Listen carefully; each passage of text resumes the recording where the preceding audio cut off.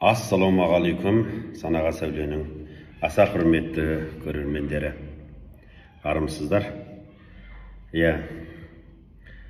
Жақсы сөз жарымыз дейді. Жақсы сөз құлақтан кіріп, енді жүрекке ұялайды, адамның ризашылық сезімін қозғайды. Жылы-жылы сөйлесе, жыланынан шығады деген. Бұрын енді атамыз қазақ сәлем сөзінің анасы деп кім кісімен де бірінші жылы аман сәлем жасасып, қал-жайын сұрасып, ары қарай жылы лебіздер қатысқан, бар жақсы тілегін, жылы сөздерін аямаған, бір-біріне жан жылуын шашып жүрген. Ол кезде жаңағы стресс, депрессия, осындай бір беймаза, көңілсіздік деген жағдай көп болмайтын. Енді оны еркін сахарада көшіп қонып жүрді, беймарал өмір кешті деп айтады. Жоқ, ол сахарада аққар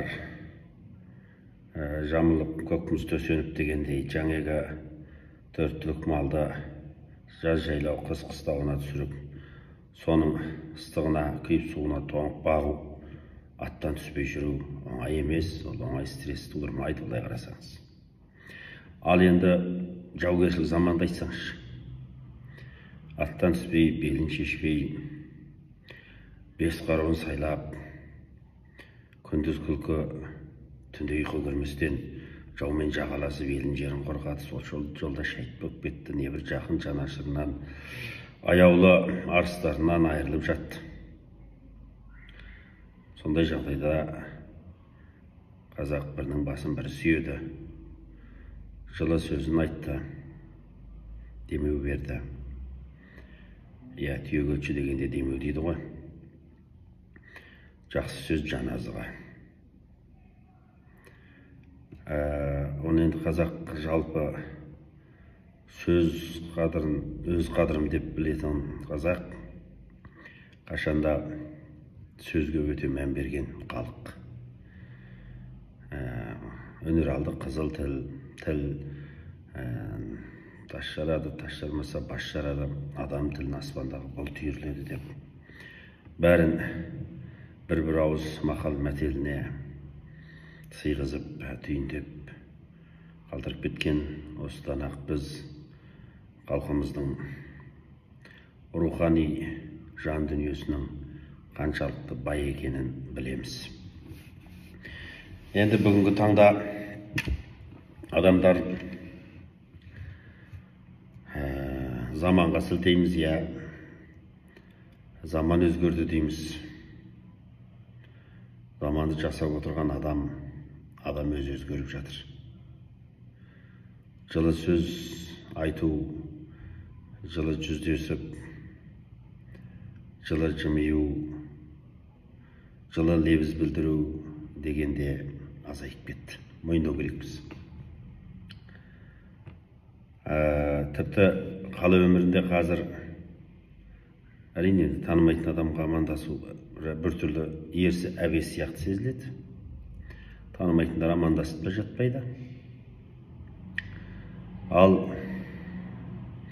көшеде, көлікте жүргенде көп байқаймыз.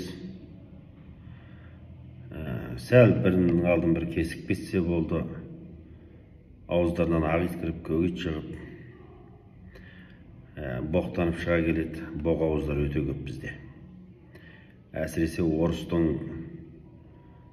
небір құлаққа түрпідей тиетін боқ-ауыз сөздерін төпелеп, осы жаңағы бір кішігірім кептелісте, Құдай салмасын, енді соның бәрін аузынан ақ ит кіріп, көк ит шығып айтады. Бұл біздің мәдени деңгейіміздің тым төмендеп кеткендігі. Сен біреуді боқтасаң, енді ол да қарап тұрмайтын белгілі ғой. Onu ренжітіп, көңілін ауыртсаң, ол да сенің көңіліңді ауыртады. Сыйға сый болады да. Ал енді сабыр сақтау бізде бір кішкене. Енді бір кішігірім нәрсеге бола өң шай ішіп, көңіл ауыртып керек не? Енді осыған сабыр сақтай алмаймыз. Жылы сөзімізді тіпті бөтені былай тұрсын, жақын жанашырларымызға да арнап айта бермейтін болдық. Қысқасы, сөздің қадірі қалмай бара жатыр. Сөзіміздің қадірі қашты деген сөз, өзіміздің қадіріміз қашты деген сөз. Өйткені сөз қадірі өз қадіріміз.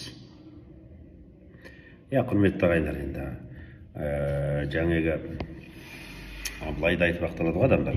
Қазір қал өмірі, қарбаластық, кептеліс, адамдарға жетіспеушілік, қымбатшылық, түрлі әлеуметтік теңсіздік, осының бәрі адамдардың нервін қылып бітті, жүйке жұқарған, сіркесі су көтермейді, стресте жүр адамдар, түсінуге болады. Олар сөйтіп боқтау арқылы стресін шығарады дейді. Сонда боқтап, стресс шығарып, адам жеңілдейіп жақсы болып қалатын сияқты. Мүмкін соны әдет қылған адамға солай шығар. Тура боқтай жөнелетін адамға сол әдет. Ол әуелі біреумен ренжіспей-ақ жай әңгімелесіп отырып қарасаңыз осы ағайындарды. Орысша боғауыз қоспай сөйлемейді екен енді. Бұл көбінде бар жағдай. Бұл орыс деген халықтың өзі боғауыз сөзге де бай екен ғой, дүниеде. Боғауыз сөз жарысы болатын болса, осы орыс алдын бермейтін шығар деп ойлаймын мен. Соның тұздық ретінде жаңағы бір мақал мәтел қосып қолданған сияқты сөзін әрлеп отырады. Осы бір үлкен кісілерді жаңағы боғауыз сөзді қосып, бір осы шіреніп сөйлеп, шекейіп, айызғанып сөйтеді. Енді қайран қаласыз. Не сонда ол? Нағыз мәдениетсіз, көргенсіздіктің белгісі ба? Жақсы, біз қала өмірі осыған әкеп жатыр дейік. Ал Жапония деген халықты қараңызшы. Оларда нағыз қарбаластық, күніге 16 сағат жұмыс жасайды. Бәсеке өте күшті. 130 миллион халық өмір сүреді. Шағын аралда тұрады. Токио деген қаланың өзінде 30 миллиондай халық өмір сүреді екен. Бәсеке қиян кескі. Бірақ адамдарда дейді бір боқтанып, жіндігіп, осы нервіне болып, жаңағы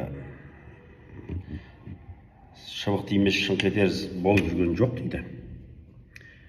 Олар басын изеп, қашанда амандасса да танысын танымасын, үлкен кіші болып, басы изеп күліп амандасады. Енді оны өз киноларынан да көріп жүрсіздер. Жапонияға барған кісілер өзін білесіздер. Және ол дүниеде өзі ең ұзақ өмір сүретін халық. Енді осыны ғалымдар зерттеп көріпті. Енді Жапонияның енді өмірде ұзақ өмір сүретін халық ең алдыңғы орында тұрады. Әр 1500 адамның біреуі 100 жастан жоғары жасайды екен. 100-ден асқан адамдардың саны өте көп. Тіпті 170-80 жасаған, 90 жасаған, 190-ға дейін өмір сүріп жатқан адамдар бар екен. Енді көрдіңіз бе, олар сонда неге ұзақ өмір сүргеннен ішпеу жеміне байланысты дегенде айтылды.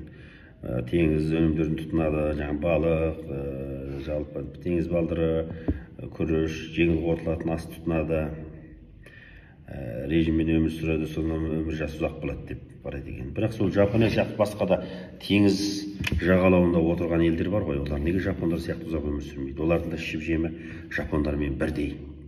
Солай бола тұрса да жапондықтар сияқты ұзақ өмір сүрмейді екен.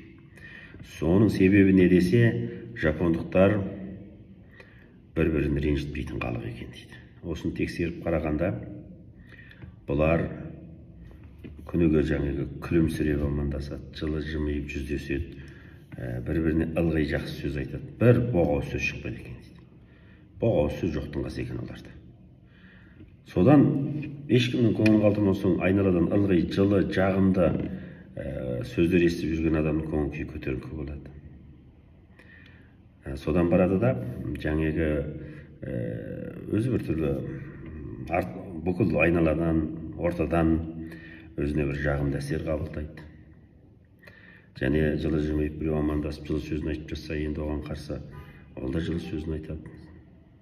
Міне, содан бұларда көрдіңіз ба, сөздің құдіреті. Сөздің құдіреті міне осында. Жылы сөз жан семіртеді. Міне, жақсы сөз жарымас деген осы. Ал керісінше көңілді ауыртатын жаңағыдай жағымсыз сөз айту, иянаттау, боқтау, балағаттау,